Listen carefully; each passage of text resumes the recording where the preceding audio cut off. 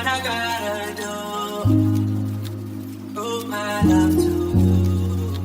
Prove my love to you. Welcome to the Real Talk Good Vibes podcast, where we dive deep into the topic that matters most with honesty, heart, and a whole lot of good vibes. It's your girl, Coco, and today we're talking about something that's critical to our everyday lives, maintaining self-care, physical health, and emotional intelligence, and how all of these play such a significant role in our relationships and marriages today. Allow me to introduce the squad.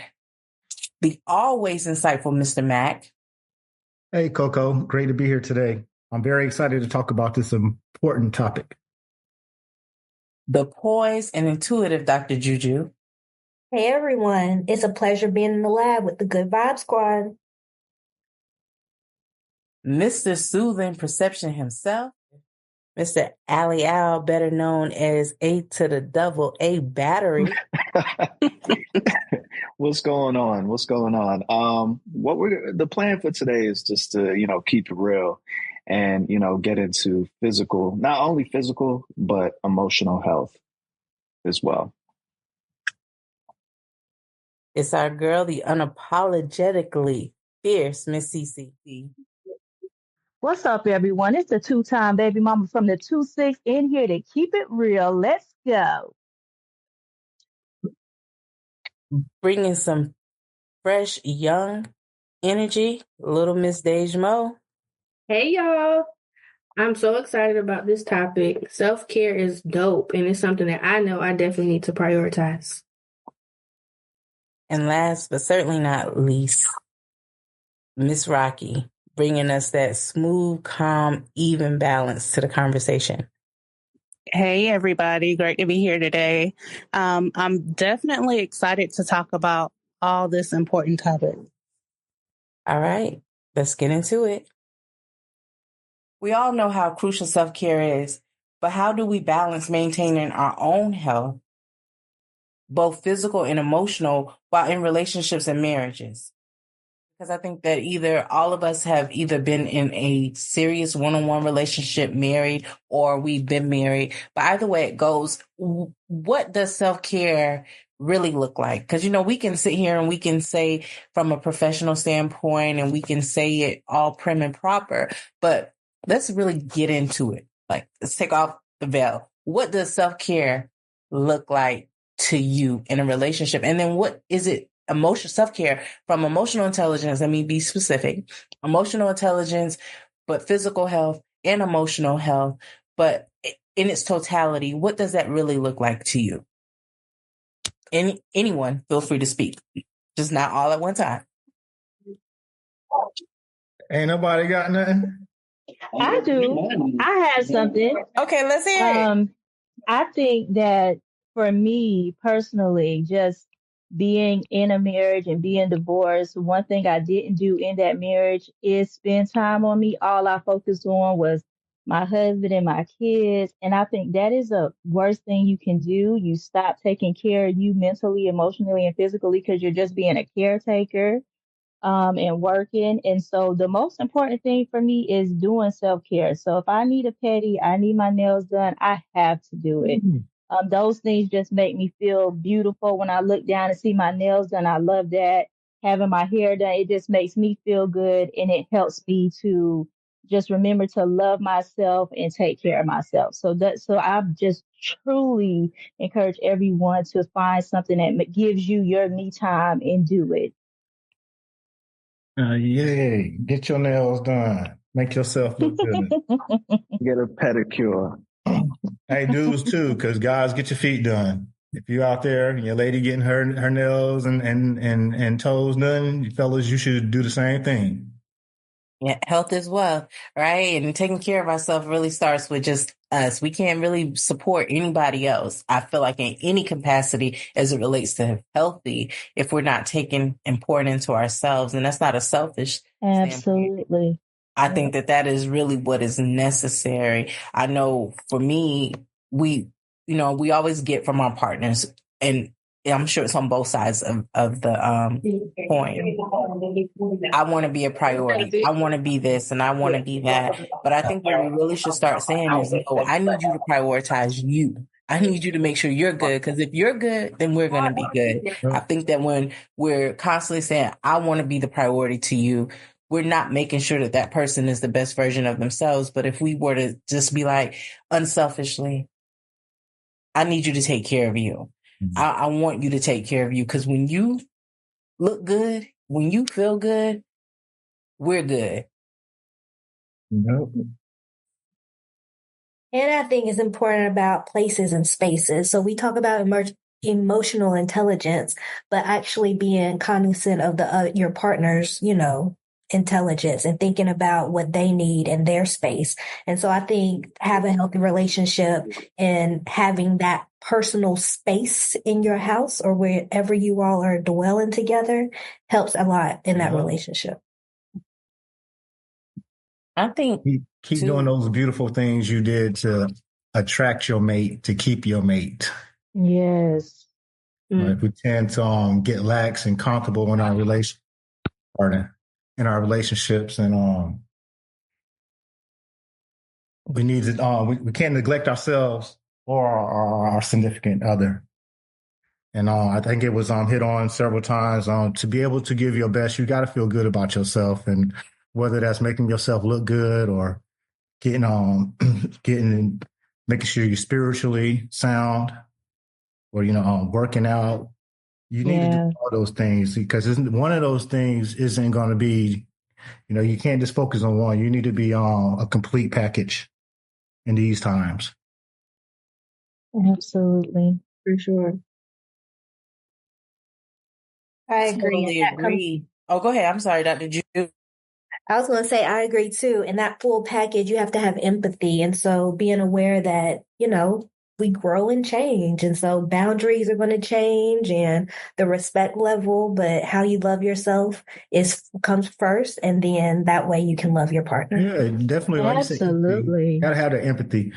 Say you're a person who wants to be like super fit. That's your thing. And your spouse or your partner isn't.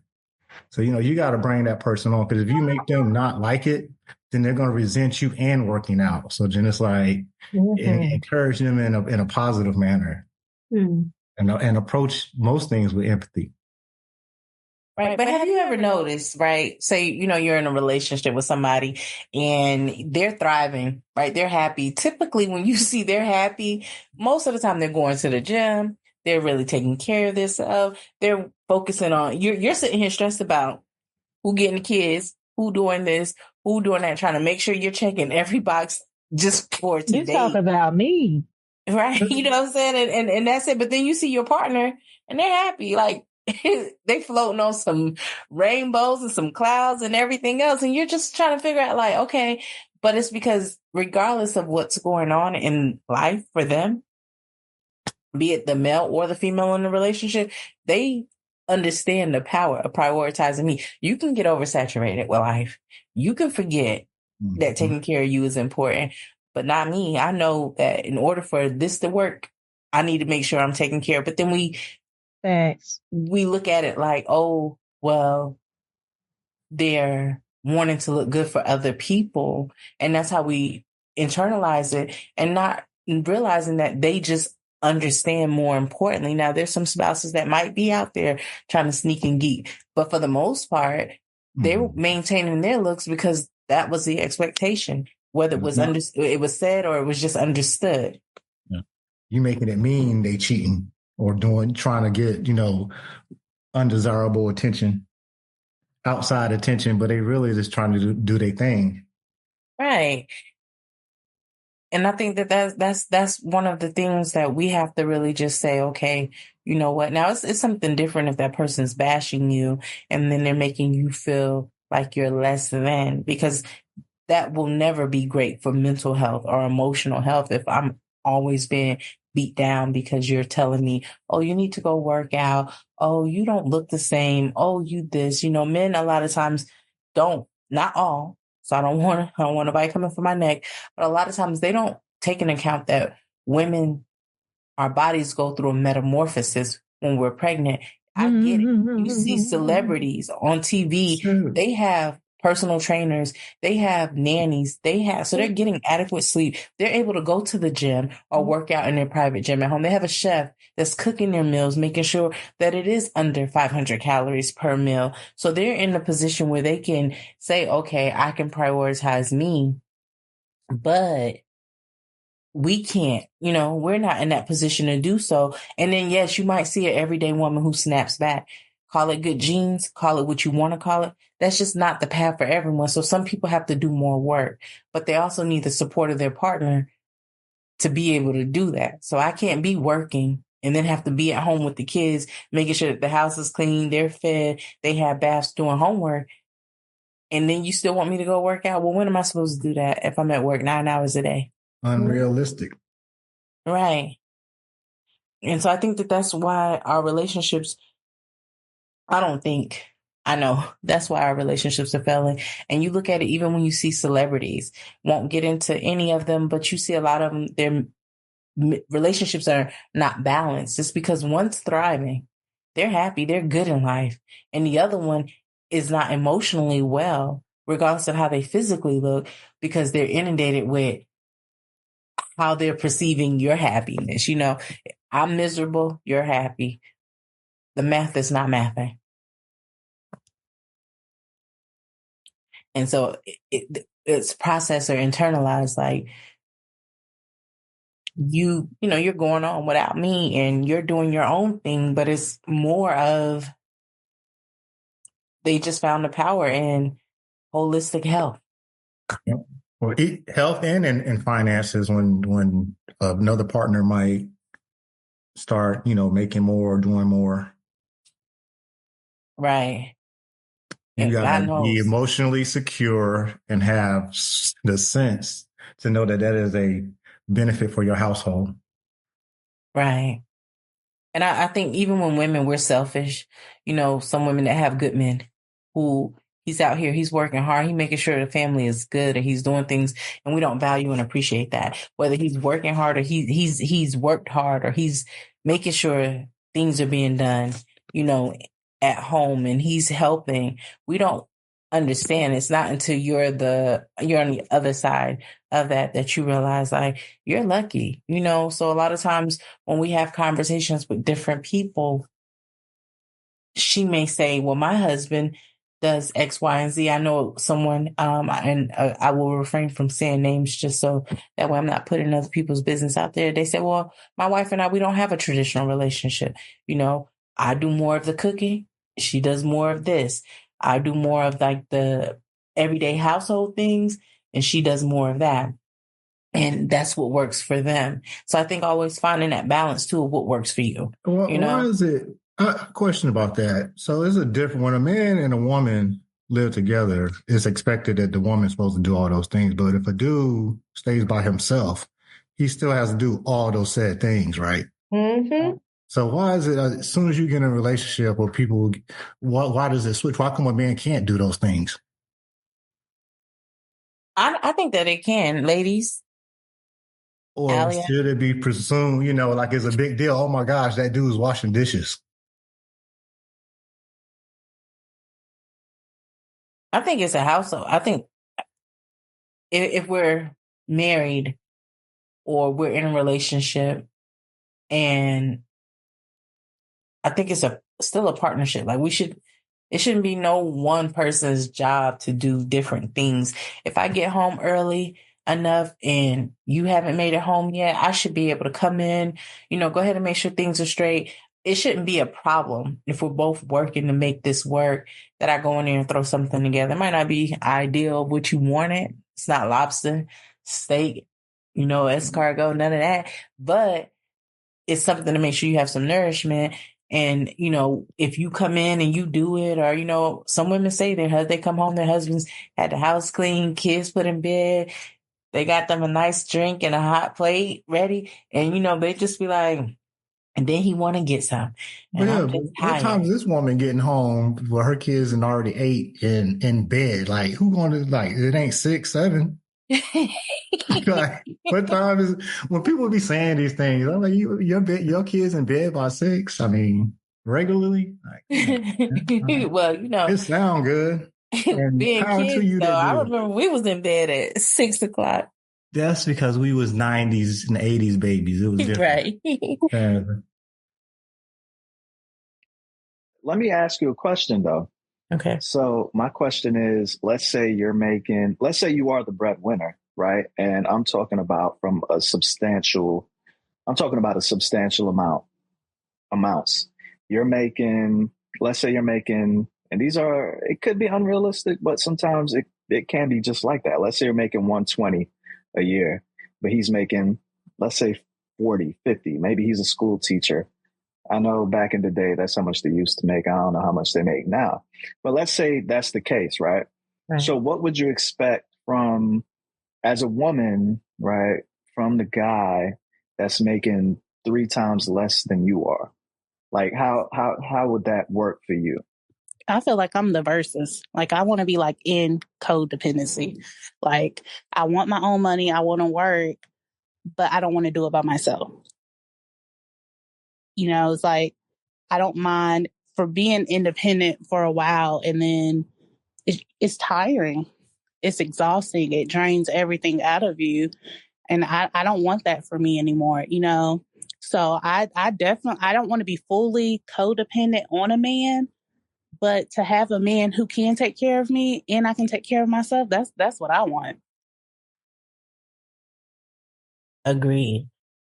Yes, I agree with that as well. I think for me, I've been so independent and just focused on what I can do. And so now I'm trying to work and be better, to be codependent, because I want to be codependent. But like Rocky said, I want to have my independence as well.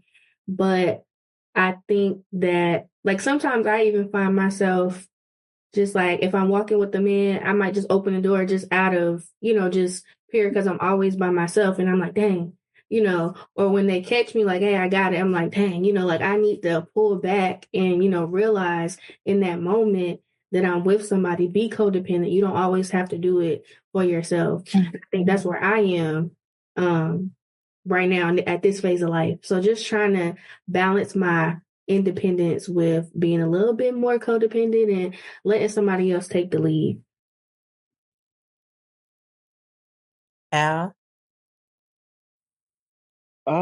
Yeah.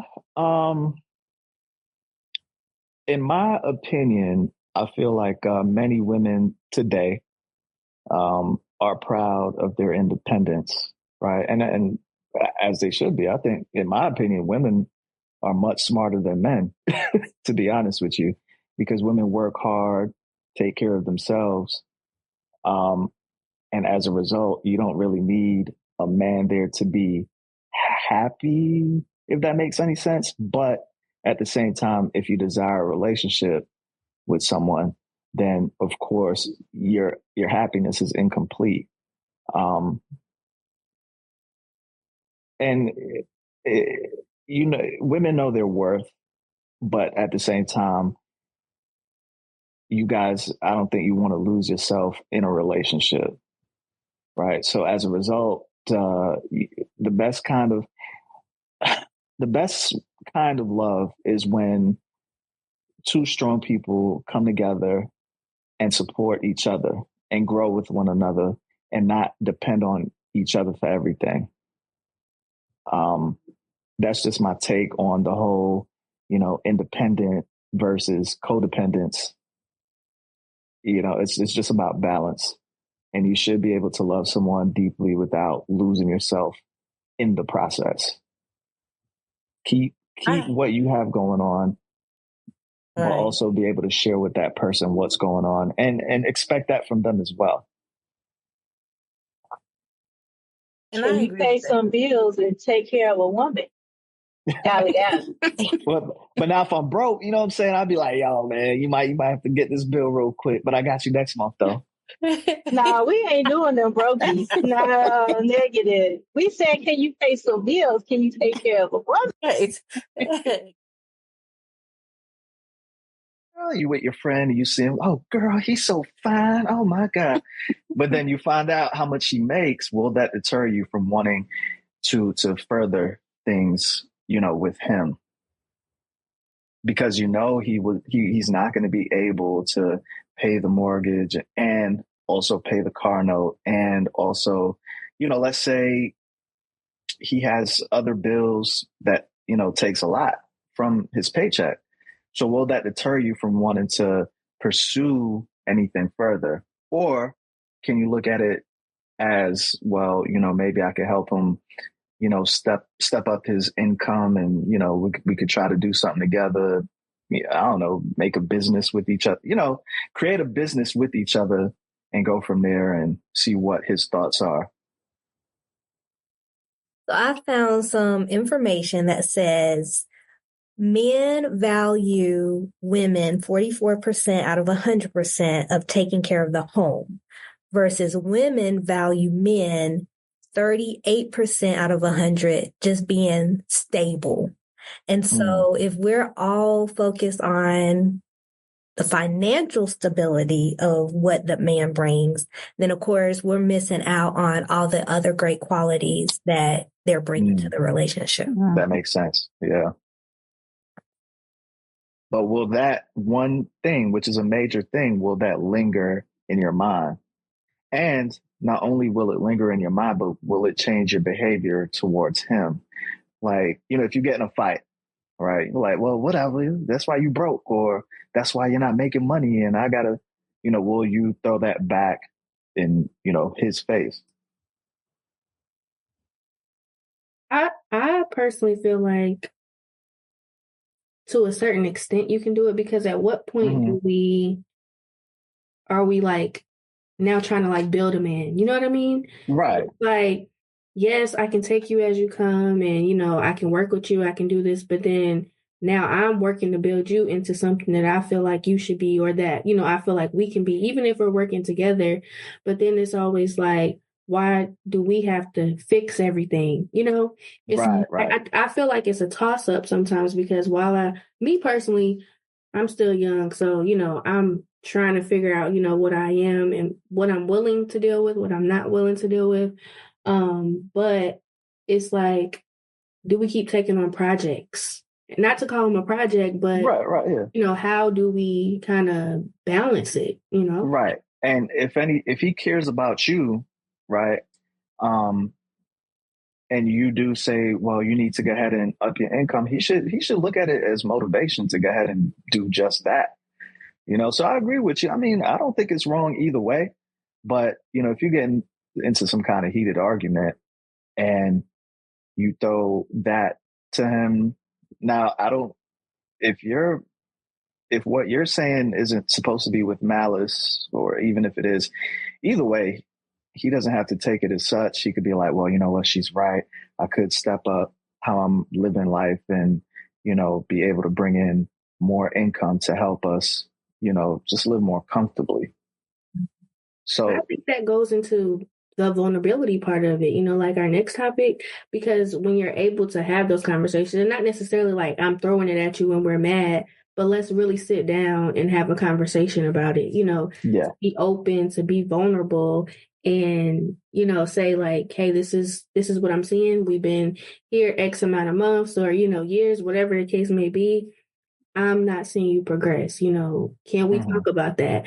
And, I think sometimes the biggest part of being vulnerable is the unknown, like how it's going to be taken, how somebody's going to react to it. Or if I say this, is this going to push them away? Is it going to make them feel like, oh, she doing too much too fast?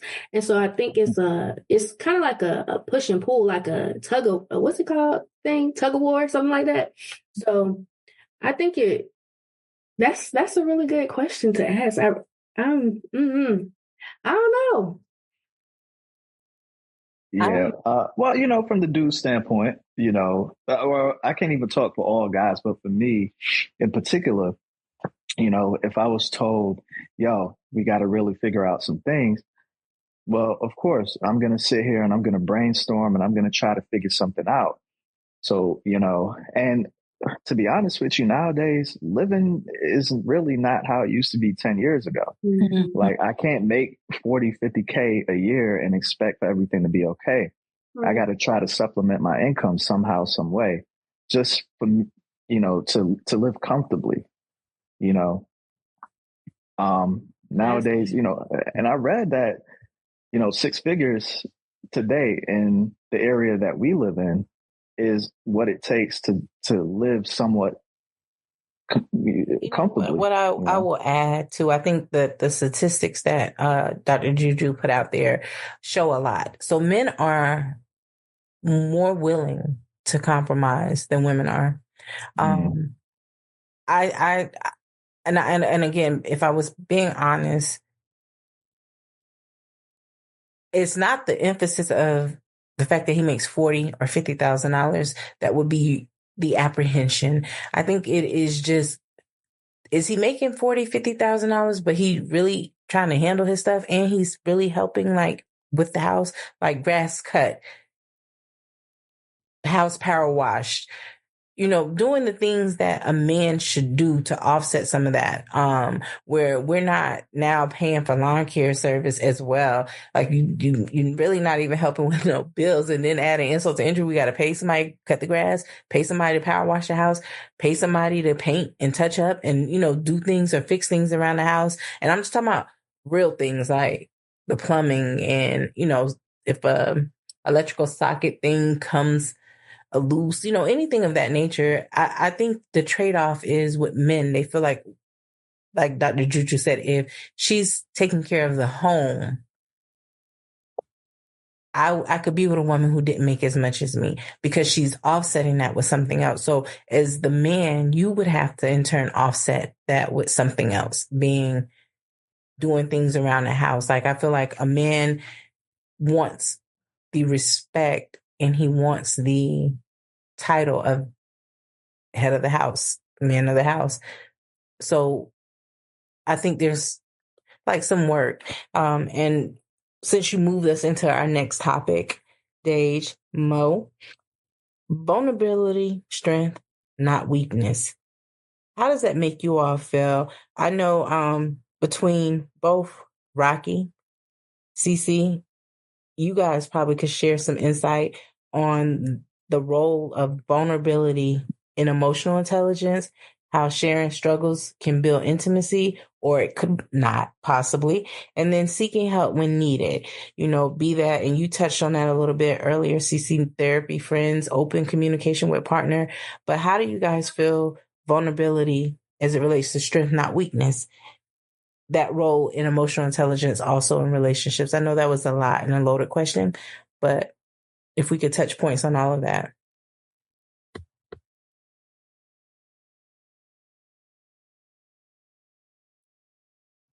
That was a tough one.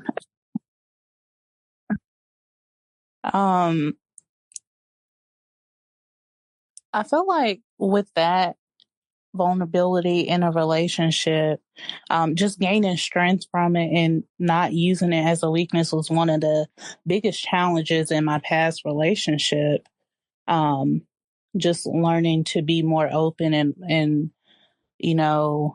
work on communicating effectively within the relationship. And, when you're in a relationship and you have those ups and downs, the one thing you don't want to do is pull other people into that. But I wish I would have, seek therapy and not be prideful in that aspect. So that was one thing that I learned and gained. I guess that kind of goes back to that emotional intelligence, putting that pride aside and really truly understanding your emotions and being able to speak on the struggles in your relationship. And unfortunately for me in that aspect, it kind of broke the relationship and, we drift apart. But now knowing and experiencing that, I've definitely gained some emotional intelligence in that perspective with just learning to, it's okay to be vulnerable. It's just the everyday growing thing.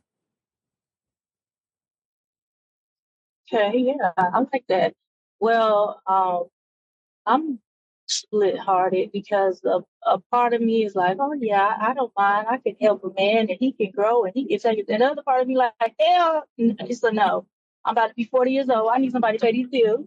I need somebody to have this stuff together. And I am tired of struggling. I done did that by myself, 2 kids. I'm tired of all that. I need somebody that can help me. He know who he is. I love him because he know who he is. And let's go. Let's plan this life together. Let's live. That part, right? I have some female friends, they're too independent and they won't allow anyone to do anything. So they're still searching. They find guys all the time. Mm-hmm. They just won't settle. You know, I don't know anything like Settle or accept? they won't settle. They won't accept the person. They're still swiping. Looking. The clock is ticking. Did you talking about me? No. Like, in my personal experience, like I had I met my wife in February and we got married in November.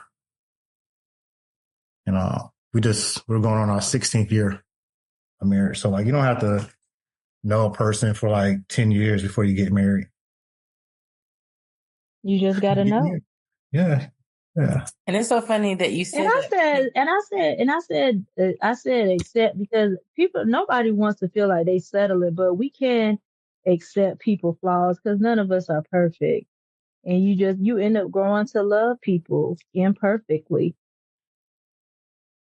Yeah. Funny that you said that because I know my grandmother and my grandfather said one day in a conversation, and they said, I don't know what's wrong with you young people, nowadays. And I was like, what you mean? And we're just having a general conversation. And they said, you guys be like, oh, well, we got a date. And you end up dating a person for 10 years and you look up, you're not married. It's not that much getting to know a person. You meet the person. If they check all the boxes, then you make that woman or that, you allow that man to make you his wife and you get married. You spend the rest of your marriage getting to know each other. And my grandmother said, just when I will sit here and say, Jack won't do this or he won't do that, he'll turn around and make me a liar. Because you're always changing. We're always evolving. So you'll never fully know a person. But that's the beauty of a relationship. You get to paint these different pictures at every stage in your relationship. So you don't get bored and you don't get too complacent in the relationship where it's just like, this is what it is. We should never settle into marriage in the sense of routine. It should always still be fun like dating. Yeah, I keep it funky. Let's take an opportunity to share their last little bit of advice, and we'll go ahead and wrap this up. I'm going to say, me, myself, personally, just be kind, man. Be kind. It doesn't matter if you're talking to strangers, whether you're talking to your better half, significant other, just be kind because you don't know what anyone's going through. And that does apply to your significant other as well. Sometimes they go through things that they just don't want to share with you. Be kind. And you never know how that might change their overall attitude, even if it's for that day. That's all I got to say. DC?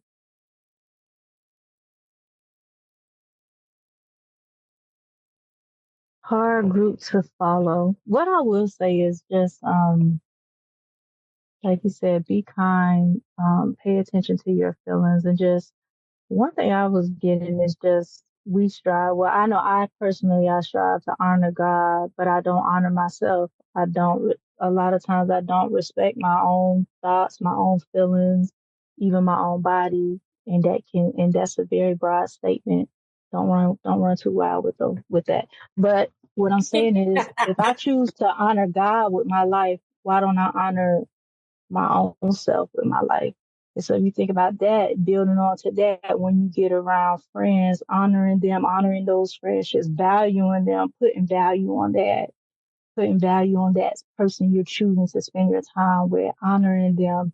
We won't talk to them any kind of way. We won't treat them any kind of way.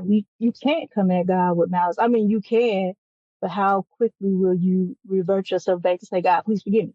You know what I mean? Because we honor him in such a way. So just choose to honor and definitely being kind, you know, that would be my last. Dr. Juju? Just always remember, like I've already said, nobody can pour from an empty cup. Remember that self-care is definitely not selfish. Take care of your mind, body, and spirit, and then show up as your best version.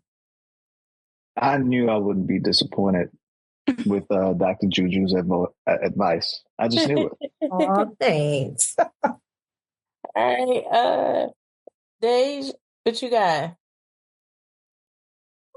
I think the biggest takeaway is, again, just knowing yourself, learning yourself, not being afraid to be vulnerable, admit when you need help, take the time for yourself, get the help, and just lock in so that you can focus on, being a better you.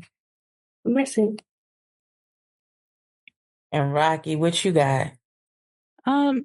Just through all the topics and everything we discussed, we really tapped in with investing in, emotional intelligence, not just for the relationship, but for yourself as well, just like Alan said earlier, know your triggers and how to communicate and never underestimate your power of, active listening. Yeah, I just think for your family, if you gotta interact with your family and people early in the morning, wake up early. Take care of yourself. So when you get ready to engage the world, you're already up and ready to go. Just make sure you take that personal time for yourself. Whatever activity you indulge in, do it. Who's the oldest? Who's the oldest? Mr. Mac. We'll just leave it at that. The Mr. oldest Matt. person in the room will always ask. Oh, okay. Make sure I get that senior discount in about 10 years. I would like to thank you all for being a part of the squad and always being able to have real talk with good vibes. I'm going to let one of you guys close out. I don't know if we want to let the senior in the room go ahead and lead us out. No. I don't know who that is. Peace. Take it easy. Bye. Thanks for tuning in to this week's episode of Real Talk Good Vibes, where the vibes be vibing. Tell me what I gotta do. Prove my love to